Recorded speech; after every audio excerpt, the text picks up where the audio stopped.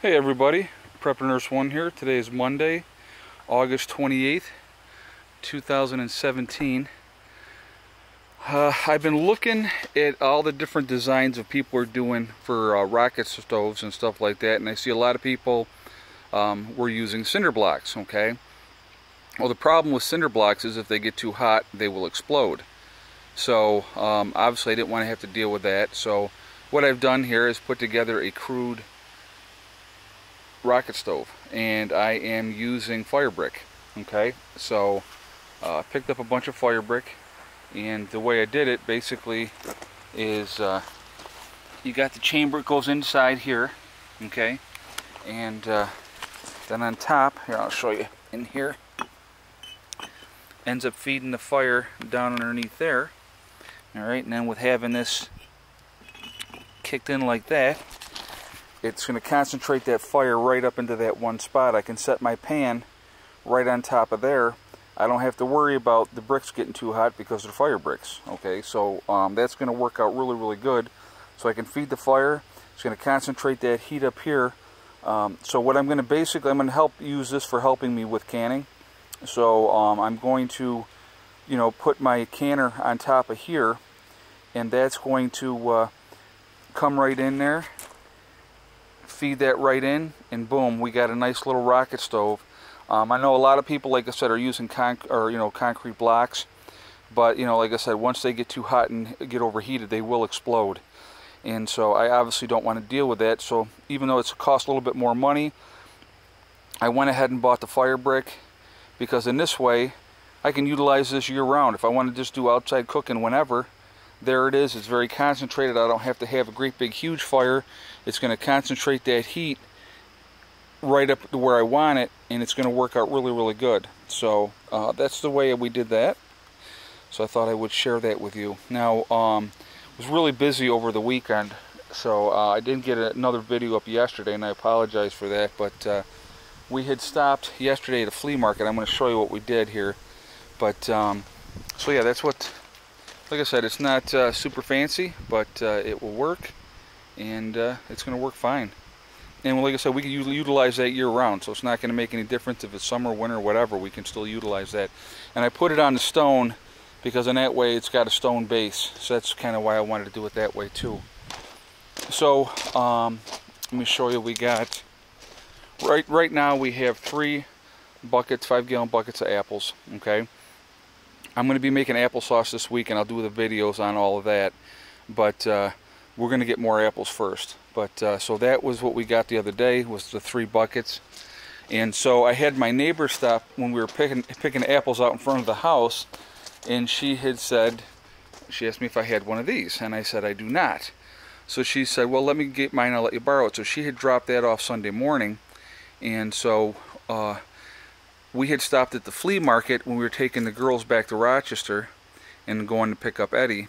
And so I said, well, let me see what they got at the flea market. What are the chances that they might have one? Well, sure enough, this is it. This is the one that they had. So I picked this up at the flea market, and so it's got the base. You can put your bowl or whatever right underneath there. Once you heat up your apples, you put them in there. Just mash it around there, and there you're going to have your applesauce. So I took hers back to her, and so we got that, and I'm really happy. I like old school stuff, and that's obviously old school. So no electricity needed, just a little bit of muscle power. So that was pretty cool. So we got that. While we were there, I also picked up, they have some different cookbooks and stuff like that. So Simply from Scratch, the Cornwall bread book, so it's 54 recipes in that book there. Freezing foods and freezing all of your fruits and vegetables. So I said, you know what, just more knowledge is power type of situation. And there's Miss Heather. Can you say hello? Hi. And did you have fun with the girls this weekend? I did. Okay, good. So then the other thing I went and got, I'll show you these here.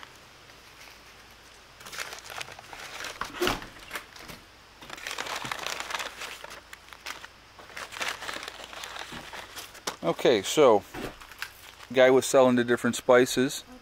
So there's thyme leaves. So we got a little bag of those for cooking. one of oregano, parsley flakes, that's minced garlic, yep, hold on one second, Heather, and then Italian seasoning. So we picked up those. I've said in many videos before, you can never have too many spices. You got the gas started already? Yes. Thank you. You're welcome. Can I also light them? I don't know, honey. So like I said, so we hit the flea market, we got that. I was real happy to get that. Like I said, this way we can do everything old school way, and like I said, I'll be doing the canning of the apples this week, and I want to show you that. I'm going to go pick up some more.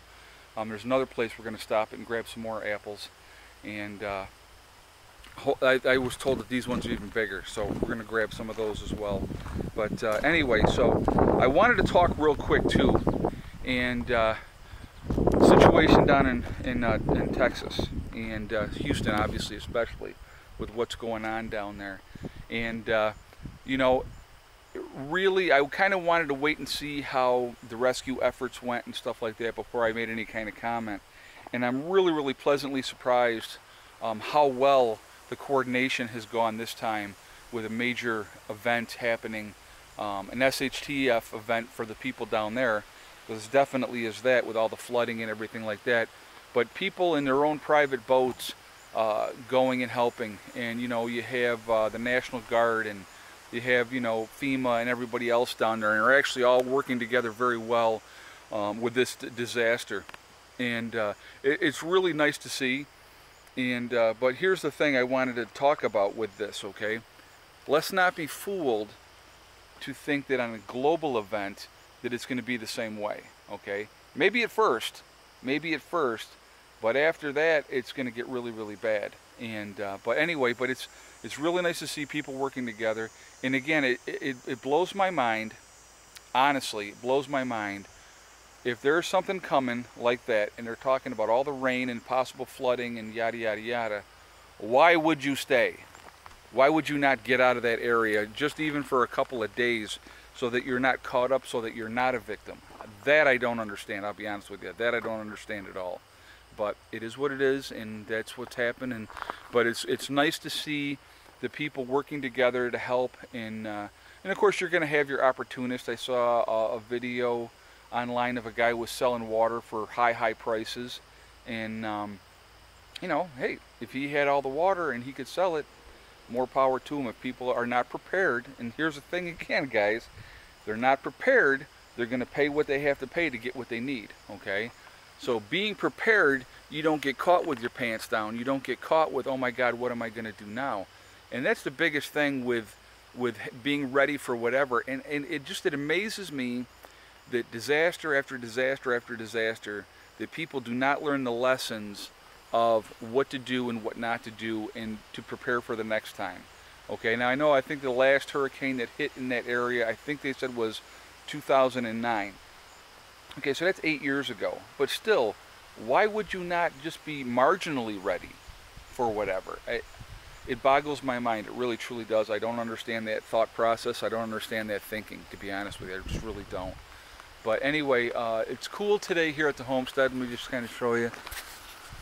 Semi-overcast. You can see it's like some of the clouds, but it's kind of like wispy clouds. It's not heavy duty. So we've been getting some fairly decent sun today. I don't even know what we're at for solar. I have to go take a walk in there and take a look.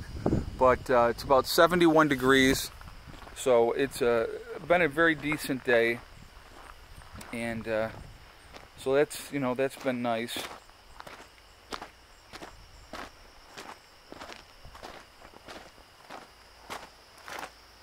So we'll go in here, and we'll take a look, and we'll see what we're at. Oh, and I wanted to show you guys as well. I did, and I'll show you that too when we get in here. Okay, let's see. We have 3.9 kilowatt hours in right now, and it's still bringing it in. But what I wanted to show you was I had picked up, and I will show you what I got here. So we have same looking kind of jars. Got a battery cleaner, and a battery terminal protector. So basically sprayed this first on all of the units, obviously. This one here was the one that was like the real bad one. Okay, I don't know how well you're gonna see. Heather, you're kind of killing the light. Oh my gosh, the stray cat's back. I have a photo to show you too. Oh, yeah, here's, oh, you can't really see that under too well. No, you can't see it, honey. Well, she came right to me, so. Okay, alright. So anyway, so this terminal here, I cleaned off around it. That's the one we had to drill, because that was the terminal that I fried. So we had to drill into that. So I sprayed the cleaner around it after I cleaned off the stuff, and then I sprayed the protector. But I did that on all of them. Okay, so all the God, I can't even think of the name of what they're called. All the battery terminals, the positives and the negatives, have all been cleaned and they've all been protected now. And so that one should be fine. We shouldn't have any more issues, you know, with that one right here. We shouldn't have any more issues with that one. So, so that's what I did too. I went and picked that stuff up. And realistically, it's not expensive. It's just another expense.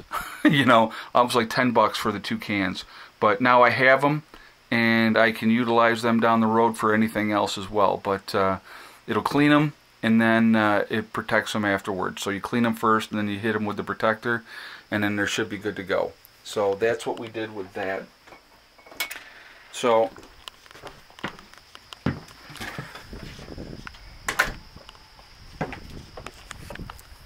alright, so that's what's happening here at the homestead. Like I said, it was a nice weekend. The girls had a freaking blast together, which was really nice, and I enjoyed that. So that was kind of yesterday. I had to take them all back home. We had to go pick up Eddie, and then by the time we got back, and like I said, we hit that flea market too. And by the time I got back, I was freaking beat. I had to lay back down. So anyway, so that was what was going on there. But so it's a good day. Today's been a good day so far. The weather's really, really nice. It's very comfortable, and so we have our new rocket stove. It's not fancy. It don't look all sexy, but it'll work, and that's that. So anyway, guys, let me know what you think. Like, comment, share. Appreciate your input. I always do. And but that's, like I said, it'll feed right into the chamber through there, and then that'll kick that heat right up, and we'll be good to go as far as having a little rocket stove here. And like I said, I think it's better using fire brick than trying to use concrete blocks, because I really don't want things to blow up, and the fire brick is not going to blow up. Okay, so anyway, guys, listen, I hope everybody is safe, be good, have a great start of your week. Remember, hug and kiss the ones you love, tell them every day. It's real important, because tomorrow is not guaranteed. And remember, guys, STD, it's one step at a time, one thing at a time, and one day at a time. Whatever your goals are, whatever you're trying to reach, you can work at it methodically, and you will get there. These bricks were like $2 a piece, just to give you an idea how much it cost, and I got 40 of them. So I mean, it was, you know, $80 right there. But to me, like I said, it's another investment.